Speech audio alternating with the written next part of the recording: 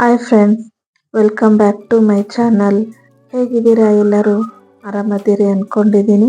ನಾವು ಆರಾಮದೀವಿ. ಬನ್ನಿ ಇವತ್ತಿನ ರೆಸಿಪಿ ಏನು ಅಂತ ನೋಡೋಣ.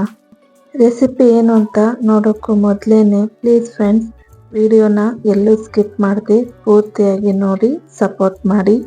ಇವತ್ತಿನ ರೆಸಿಪಿ ಏನಪ್ಪ ಅಂತಂದರೆ ಉತ್ತರ ಕರ್ನಾಟಕದ ಸ್ಪೆಷಲ್ ಸೂಸ್ಲಾ. ಉತ್ತರ ಕರ್ನಾಟಕದ ಸ್ಪೆಷಲ್ ಸೂಸ್ಲಾನ ಹೇಗೆ ಮಾಡೋದು ಅಂತ ನೋಡೋಣ. ಒಂದೊಂದು ಸೈಡು ಒಂದೊಂದು ಥರ ಕರೀತಾರೆ ಈ ಸೂಸ್ಲಾನ. ಕೆಲವೊಂದು ಸೈಡು ಒಗ್ಗರಣೆ ಅಂತಾರೆ, ಕೆಲವೊಂದು ಸೈಡು ತೊಯ್ಸೆ ಮಂಡಕ್ಕಿ ಅಂತಾರೆ, ಕೆಲವೊಂದು ಸೈಡು ಇದೆ ನಾ ಹೇಳಿದ್ನಲ್ಲ ಸೂಸ್ಲಾ ಅಂತಾರೆ. ನಮ್ಮ ಮನೆ ಅಂದರೆ ನಮ್ಮ ಗಂಡನ ಮನೆ ಸೈಡು ಇದನ್ನು ಸೂಸ್ಲಾ ಅಂತ ಕರೀತಾರೆ. ಈ ಸೂಸ್ಲಾನ ಬೆಳಗ್ಗೆ ನಾಷ್ಟಕ್ಕೂ ಮಾಡ್ತಾರೆ, ಸಾಯಂಕಾಲ ಟೀ ಜೊತೆ ಸ್ನ್ಯಾಕ್ಸ್ ಆಗಿ ಕೂಡ ಮಾಡ್ಕೋತಾರೆ. ಬನ್ನಿ ಈ ಸೂಸ್ಲಾನ ಹೇಗೆ ಮಾಡೋದು ಅಂತ ಪಟ್ಟಂತ ನೋಡ್ಕೊಂಬರೋಣ. ನೋಡಿ, ಸೂಸ್ಲಾ ಮಾಡೋಕ್ಕೆ ಮೊದಲಿಗೆ ಗೊಜ್ಜು ಮಾಡ್ಕೋಬೇಕು. ಅದಕ್ಕೆ ನಾನು ಇಲ್ಲೊಂದು ಬಳ್ಳಿ ತಗೊಂಡು ಅದರಲ್ಲಿ ಆಯಿಲ್ ಹಾಕ್ಕೊಳ್ತಾ ಇದ್ದೀನಿ.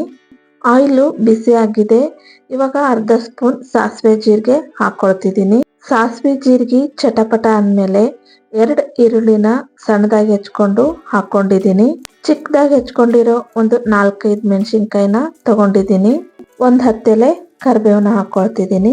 ಒಂದು ಟೊಮೆಟೊ ಹಣ್ಣನ್ನ ಚಿಕ್ಕದಾಗಿ ಹೆಚ್ಕೊಂಡು ಹಾಕ್ಕೊಳ್ತಿದ್ದೀನಿ.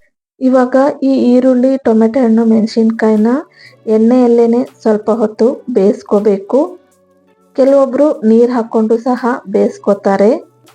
ನಾನೇನು ನೀರು ಹಾಕ್ಕೊಂಡಿಲ್ಲ, ಎಣ್ಣೆಯಲ್ಲೇನೆ ಬೇಯಿಸ್ಕೊಳ್ತಿದ್ದೀನಿ. ಇದೆಲ್ಲ ಎಣ್ಣೆಯಲ್ಲೇ ಸ್ವಲ್ಪ ಬೇಯ್ತಿರ್ಲಿ. ಅಷ್ಟರೊಳಗೆ ನಾವು ಮಂಡಕ್ಕಿನ ತೊಯ್ಸ್ಕೊಂಬರೋಣ. ಮಂಡಕ್ಕಿನ ತೊಯ್ಸ್ಕೊಳ್ಳೋಕ್ಕೆ ಅಂತ ನಾನೊಂದು ಬುಟ್ಟಿಯಲ್ಲಿ ನೀರು ಹಾಕ್ಕೊಂಡು ಇಟ್ಕೊಂಡಿದ್ದೀನಿ. ಈಗ ಈ ನೀರಲ್ಲಿ ಮಂಡಕ್ಕಿನ ಹಾಕ್ಕೊಳ್ತಿದ್ದೀನಿ. ಮಂಡಕ್ಕಿ ನೋಡ್ಕೊಂಡು ಹಾಕ್ಕೋಬೇಕು, ಯಾಕೆಂದರೆ ಕಲ್ಲು ಮತ್ತು ಸ್ವಲ್ಪ ಮಣ್ಣಿರುತ್ತೆ. ಅದನ್ನು ಕ್ಲೀನಾಗಿ ನೋಡಿಕೊಂಡು ಹಾಕ್ಕೋಬೇಕು.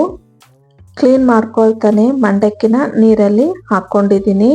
ಇವಾಗ ಏನೈತಲ್ಲ ಇವನ್ನ ಕ್ಲೀನಾಗಿ ತೊಯ್ಸಿ ಭಾಳ ಹೊತ್ತನ ಬಿಡಬಾರ್ದು ನೀರಲ್ಲಿ, ಇಲ್ಲಾಂದರೆ ಮುದ್ದೆ ಆಗಿಬಿಡುತ್ತೆ. ಹಂಗೆ ಹಾಕಿದ ತಕ್ಷಣ ಸ್ವಲ್ಪ ಡಿಪ್ ಮಾಡಿ ಹಿಂಡಿ ತೆಗೆದ್ಬಿಡ್ಬೇಕು. ನೋಡಿ, ಮಂಡಕ್ಕಿ ಎಲ್ಲ ತೊಯ್ಸ್ಕೊಂಡಾಯಿತು. ನನಗೆ ಎಷ್ಟು ಬೇಕೋ ಅಷ್ಟು ಮಂಡಕ್ಕಿನ ಇಲ್ಲಿ ತೊಯ್ಸ್ಕೊಂಡಿದ್ದೀನಿ. ಈ ಥರ ಆಗಿರಬೇಕು ಮಂಡಕ್ಕಿ. ಇವಾಗ ಗೊಜ್ಜು ಏನಾಯಿತು ಅಂತ ನೋಡೋಣ. ನೋಡಿ, ಈರುಳ್ಳಿ ಟೊಮೆಟೊ ಎಲ್ಲ ಬೆಂದಿದೆ. ಇವಾಗ ಇದಕ್ಕೆ ಅರಿಶಿನ, ರುಚಿಗೆ ತಕ್ಕಷ್ಟು ಉಪ್ಪು ಹಾಕ್ಕೊಂಡು ಚೆನ್ನಾಗಿ ಇದನ್ನು ಮಿಕ್ಸ್ ಮಾಡ್ಕೋಬೇಕು.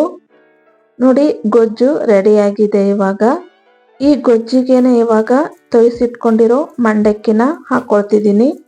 ನೋಡಿ, ತೊಯ್ಸಿಟ್ಕೊಂಡಿರೋ ಮಂಡಕ್ಕಿ ಎಲ್ಲ ಗೊಜ್ಜಿಗೆ ಹಾಕ್ಕೊಂಡಿದ್ದೀನಿ. ಇವಾಗ ಈ ಗೊಜ್ಜು ಜೊತೆ ಮಂಡಕ್ಕಿನ ಚೆನ್ನಾಗಿ ಮಿಕ್ಸ್ ಮಾಡ್ಕೋಬೇಕು. ನೀಟಾಗಿ ಎಲ್ಲ ಮಂಡಕ್ಕಿನೂ ಕಲಿಸ್ಕೊಂಡಿದ್ದಾಗಿದೆ. ಇವಾಗ ಒಂದು 5 ನಿಮಿಷ ಇದನ್ನು ಹೀಗೆ ಬಿಸಿ ಮಾಡ್ಕೋಬೇಕು ಮಂಡಕ್ಕಿನ. ನೋಡಿ, ಚೆನ್ನಾಗಿ ಮಂಡಕ್ಕಿ ಬಿಸಿ ಆಗಿದೆ. ಇವಾಗ ಪುಟಾಣಿ ಹಿಟ್ಟನ್ನ ಹಾಕ್ಕೊಂಡು ಕಲಿಸ್ಕೊಳ್ತಿದ್ದೀನಿ. ಈ ಸೂಸ್ಲಿಕ್ಕೆ ಈ ಪುಟಾಣಿ ಹಿಟ್ಟೆ ಟೇಸ್ಟು. ಈ ಪುಟಾಣಿ ಹಿಟ್ಟನ್ನ ಮಂಡಕ್ಕಿ ಬಿಸಿ ಮಾಡ್ಕೊಂಡಾದ್ಮೇಲೆ ಹಾಕ್ಕೋಬೇಕು, ಮೊದಲೇ ಹಾಕ್ಕೋಬಾರ್ದು. ನೋಡಿ, ಚೆನ್ನಾಗಿ ಕಲಿಸ್ಕೊಂಡಾಯಿತು.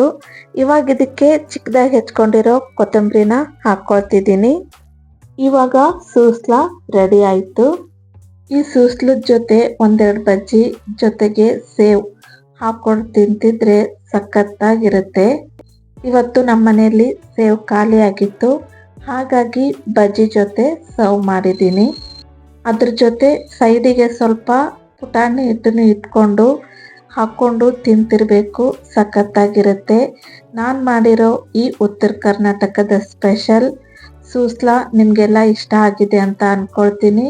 ಇಷ್ಟ ಆಗಿದ್ದರೆ ಲೈಕ್ ಮಾಡಿ, ಶೇರ್ ಮಾಡಿ, ಹೇಗಿತ್ತು ಅಂತ ಕಮೆಂಟ್ ಮೂಲಕ ತಿಳಿಸಿ. ಹಾಗೆ ಸಬ್ಸ್ಕ್ರೈಬ್ ಆಗೋದನ್ನು ಮಾತ್ರ ಮರಿಬೇಡಿ. ಬೆಲ್ ಐಕನ್ನು ಒತ್ತಿ. ಮತ್ತೆ ಸಿಗೋಣ ಇನ್ನೊಂದು ವಿಡಿಯೋದೊಂದಿಗೆ.